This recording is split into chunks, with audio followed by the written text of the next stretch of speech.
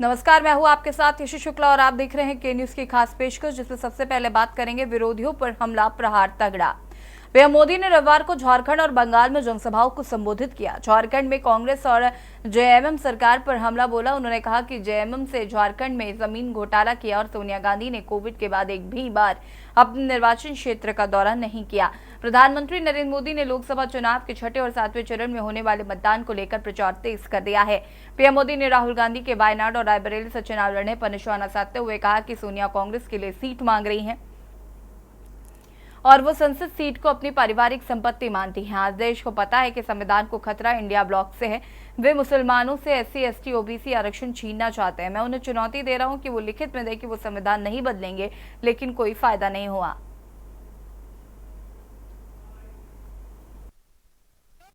जो शहजादे की भाषा सुनकर के कौन उद्योगपति उन राज्यों में आएगा?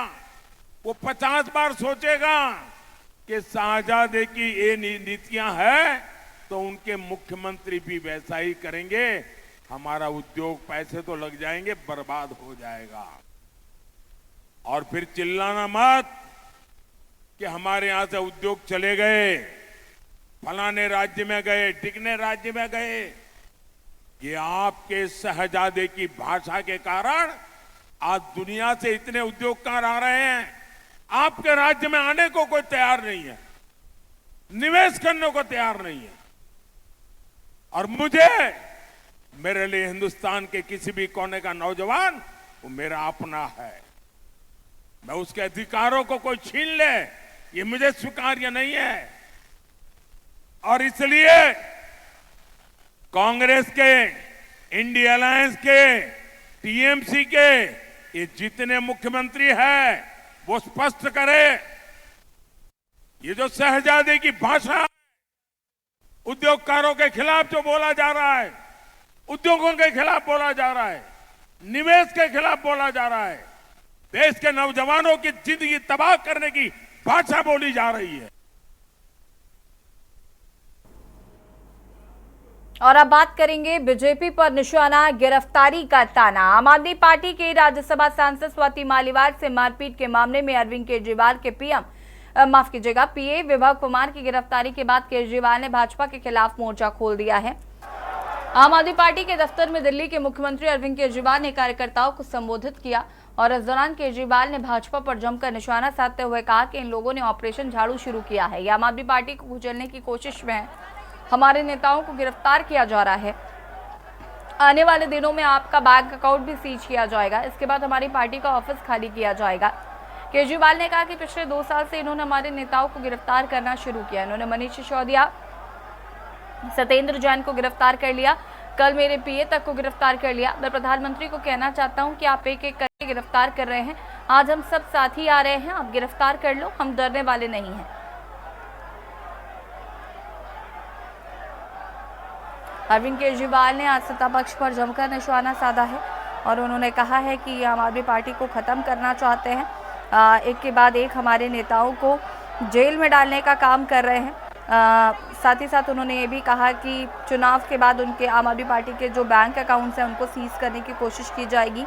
हमारा जो कार्यालय है उसे खाली कराने के लिए कहा जाएगा। ये तमाम चीज़ें जो हैं वो आज यहाँ पर अरविंद केजरीवाल ने कही और साथ ही साथ उन्होंने कहा कि ऑपरेशन झाड़ू बीजेपी के द्वारा शुरू किया गया है, जिसमें आम आदमी पार्टी के नेताओं को परेशान किया जा रहा है, उनकी गिरफ्तारी की जा रही है।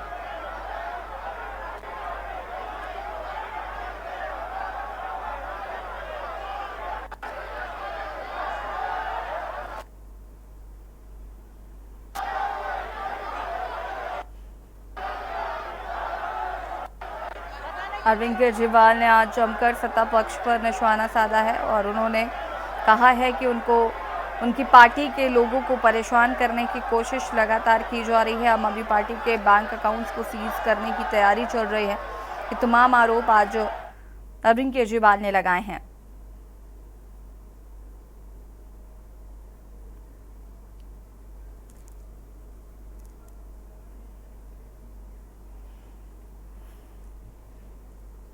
और इसी खबर पर विशेष संवाददाता अखिलेश सिंह जी हमारे साथ फोन लाइन पर जुड़ चुके हैं। अखिलेश जी, क्या कुछ जानकारी है? आज केजरीवाल ने जमकर बीजेपी पर निशाना साधा, साथ ही साथ उन्होंने कहा कि आम आदमी पार्टी को खत्म करने की कोशिश बीजेपी द्वारा की जा रही है।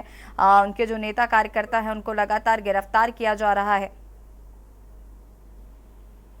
जी बिल्कुल, आपको बता दें कि अरविंद केजरीवाल के निजी सचिव विभव कुमार को जब दिल्ली पुलिस ने गिरफ्तार किया था स्वाति मालीवाल के बदसलूकी के मामले में, उसके बाद से ही अरविंद केजरीवाल आग बबूला हो गए थे और उन्होंने उसी समय ही बीजेपी को यानी कल बीजेपी को ही चैलेंज कर दिया था कि कल वो बीजेपी की गेट तक वो खुद भी उस मार्च में शामिल होंगे, उनके विधायक होंगे, सांसद होंगे, पार्टी के कार्यकर्ता होंगे, सब बीजेपी के कार्यालय तक मार्च करके जाएंगे और मोदी सरकार के इशारे पर यानी भारतीय जनता पार्टी के इशारे पर पुलिस प्रशासन जिसको भी गिरफ्तार करना चाहती है गिरफ्तार। इन तमाम चीजों को लेकर ही अरविंद केजरीवाल ने कल ही ऐलान किया था। उसी ऐलान के मद्देनजर आज अरविंद केजरीवाल की तरफ से मार्च का ये आयोजन रखा गया था। उसी के दौरान अरविंद केजरीवाल ने कहा कि जिस प्रकार से उनको दिल्ली पुलिस ने उनके निजी सचिव विभव कुमार को गिरफ्तार किया है और इन तमाम चीजों में पुलिस के पीछे से साजिश है, पुलिस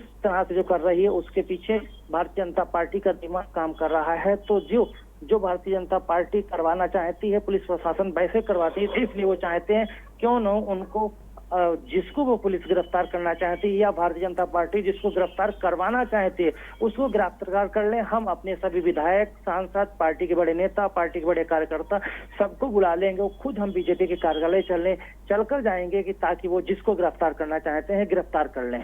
जी बिल्कुल, बहुत बहुत शुक्रिया आपका जानकारी साझा करने के लिए। और बता दें आपको कि अरविंद केजरीवाल का ये आक्रामक रूप, आपको बता दें कि जेल से आने के बाद वो कहीं ना कहीं बीजेपी पर लगातार हमलावर नजर आ रहे हैं।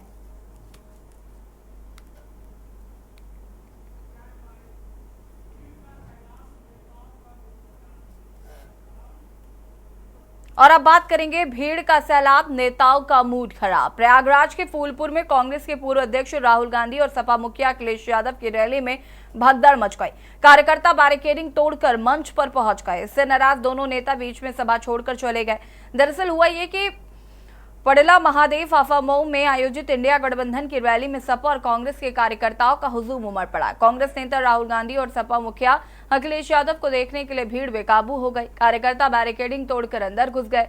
कार्यकर्ता मंच पर चढ़ गए। इसके बाद राहुल गांधी और अखिलेश नाराज हो गए। कार्यकर्ताओं की इस हरकत से नाराज होकर दोनों नेता बिना संबोधित किए ही कार्यक्रम स्थल से रवाना हो गए।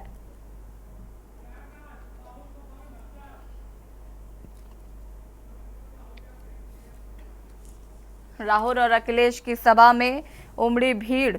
और आपको बता दें कि उसके बाद जब जिस तरीके से यहाँ पर हंगामा हुआ और दोनों ही नेता काफी नाराज नजर आए और सभा छोड़कर चले गए। प्रयागराज की ये घटना बताई जा रही है जहां पर आज राहुल और अखिलेश की सभा में जमकर हंगामा हुआ।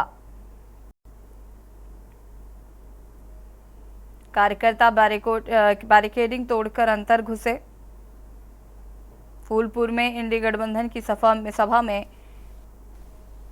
भगदड़ मच गई।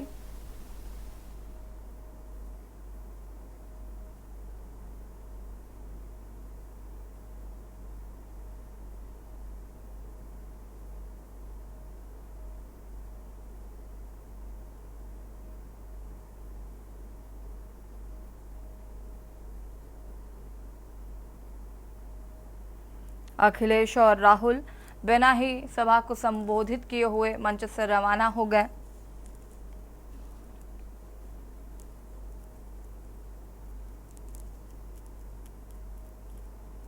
राहुल और अखिलेश की सभा में उमड़ी भीड़।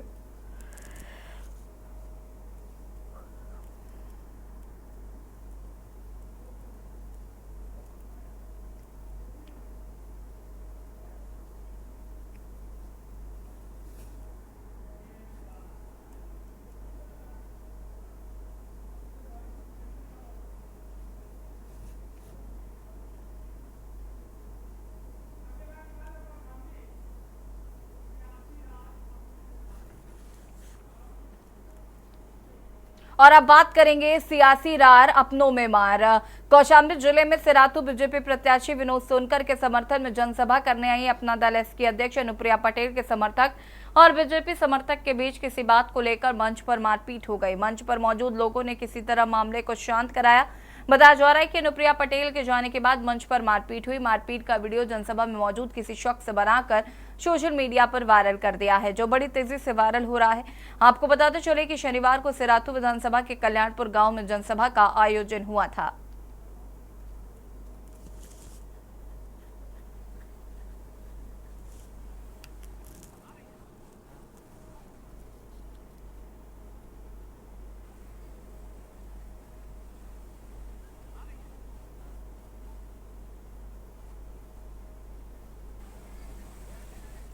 बता दें आपको कि सिराथू में अनुप्रिया पटेल की जनसभा में हुई मारपीट, अपना दल एस और बीजेपी समर्थक के बीच हुई मारपीट। बता दें कि बीजेपी प्रत्याशी विनोद सोनकर के समर्थन में जनसभा करने के लिए पहुंची थी अनुप्रिया पटेल। वहां पर अपना दल एस और बीजेपी कार्यकर्ताओं के बीच में झड़प हो गई। ये तस्वीरें भी आपको हम दिखा रहे हैं मंच की, जहां पर बीजेपी के कार्यकर्ता और बीजेपी के जो समर्थक हैं वो और अपना दल एस के समर्थक आपस में भिड़ गए।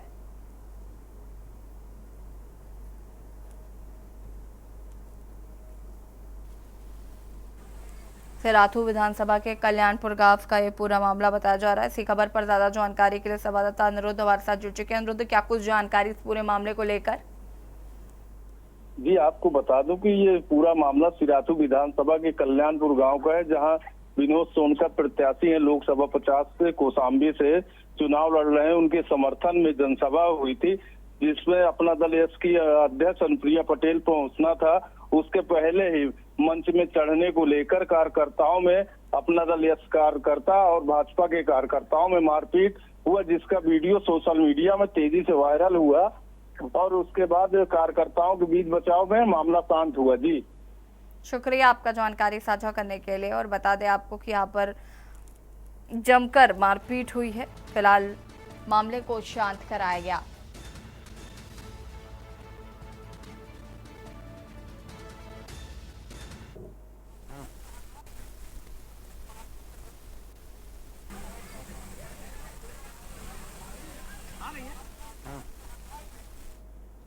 और अब बात करेंगे संन्यास का ऐलान, अब आगे का क्या प्लान। कैसरगंज के सांसद भारतीय कुश्ती संघ के पूर्व अध्यक्ष ब्रजभूषण शरण सिंह ने राजनीति से संन्यास लेने की घोषणा कर दी है। उन्होंने साफ शब्दों में कहा कि वो अब कभी भी चुनाव नहीं लड़ेंगे। उन्होंने कहा कि मेरे पास करने के लिए और भी बहुत काम है, अभी उन्हें कामों पर ध्यान रखेंगे। उन्होंने कहा कि पहले की अपेक्षा आम लोगों के बीच ज्यादा समय दूंगा।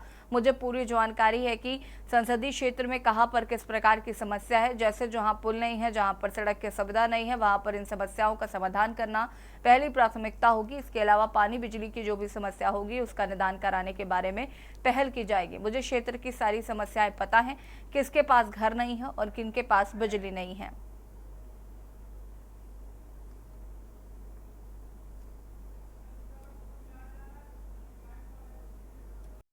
तो ब्रजभूषण ने फिलहाल आपको बता दें कि राजनीति से संन्यास ले लिया है। उन्होंने साफ शब्दों में कहा कि मैं अब चुनाव नहीं लड़ूंगा। ब्रजभूषण शरण सिंह ने की घोषणा, चुनाव न लड़ने की कही बात। बता दें आपको कि इस बार बीजेपी ने उनका टिकट काटकर उनके बेटे करण भूषण को टिकट दिया है और अब उसके बाद ब्रजभूषण शरण सिंह ने यह ऐलान कर दिया है कि वो राजनीति से संन्यास लेंगे।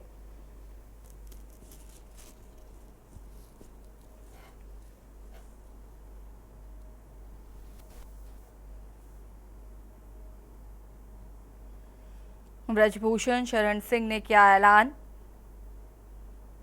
कि अब वो कभी चुनाव नहीं लड़ेंगे। ब्रजभूषण शरण सिंह ने कहा कि उनके पास करने के लिए बहुत काम है, समाज सेवा करेंगे, लोगों की समस्याओं का निस्तारण करेंगे।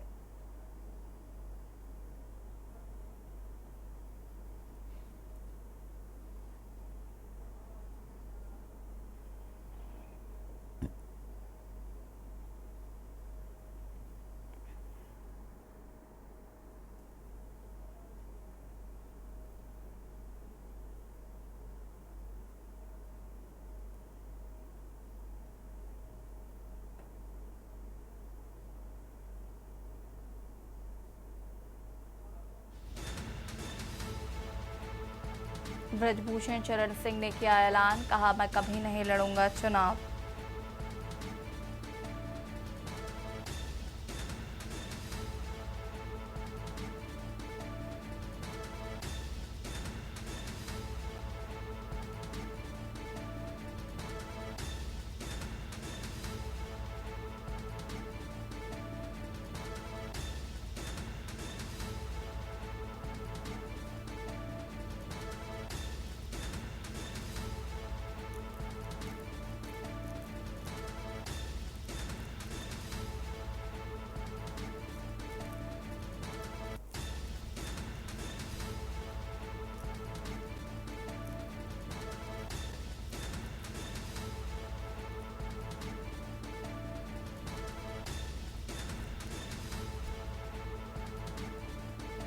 ब्रजभूषण शरण सिंह ने राजनीति से लिया संन्यास, कहा कि मैं जन समस्याओं का निस्तारण करूंगा और कभी चुनाव नहीं लड़ूंगा।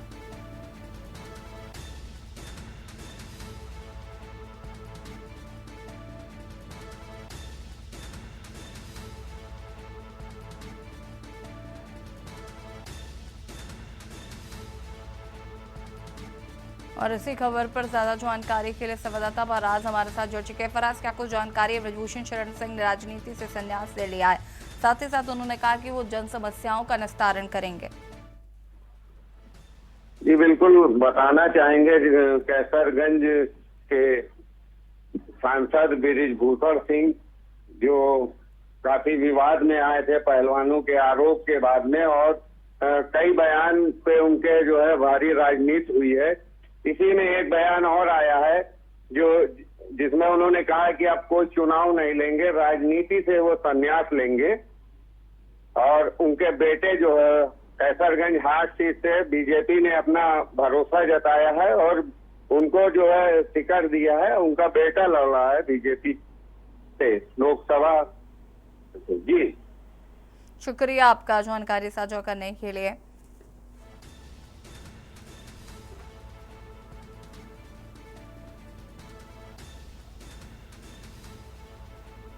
और अब बात करेंगे रेवन्ना की तलाश, फिर वारंट जारी। कर्नाटक की राजनीति में हलचल मची हुई है। पूर्व प्रधानमंत्री एच.डी. देवेगौड़ा के पोते और हसन सीट से सांसद प्रज्वल रेवन्ना पर कई महिलाओं से यौन शोषण करने का आरोप है। उनकी मुश्किलें लगातार बढ़ती जा रही है। अब जनता दल सेक्युलर के निलंबित उम्मीदवार खिलाफ गिरफ्तारी वारंट जारी किया गया है। पिछले महीने प्रज्वल रेवन्ना पर यौन उत्पीड़न और उसके सैकड़ों वीडियो रिकॉर्ड करने, धमकाने और साजिश रचने का आरोप है। रेवन्ना से जुड़े कई वायरल वीडियो सामने आने के बाद से मामले ने तूल पकड़ लिया है। सांसदों और विधायकों की एक विशेष अदालत में यौन उत्पीड़न मामले में जेडीएस सांसद प्रज्वल रेवन्ना के खिलाफ गिरफ्तारी वारंट जारी किया गया है। इस मामले में इनके पिता और होलेनार सिरापुरा से विधायक एच.डी. रेवन्ना भी आरोपी हैं।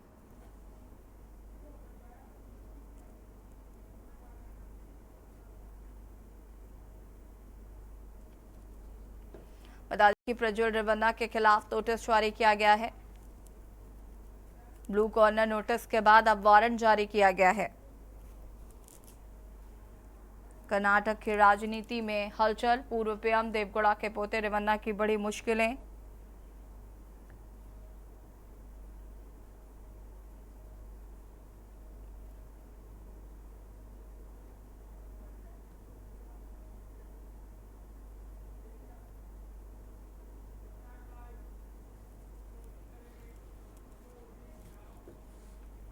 और खास पेशकश में फिलहाल इतना ही। देखते रहिए के न्यूज़ इंडिया। नमस्कार।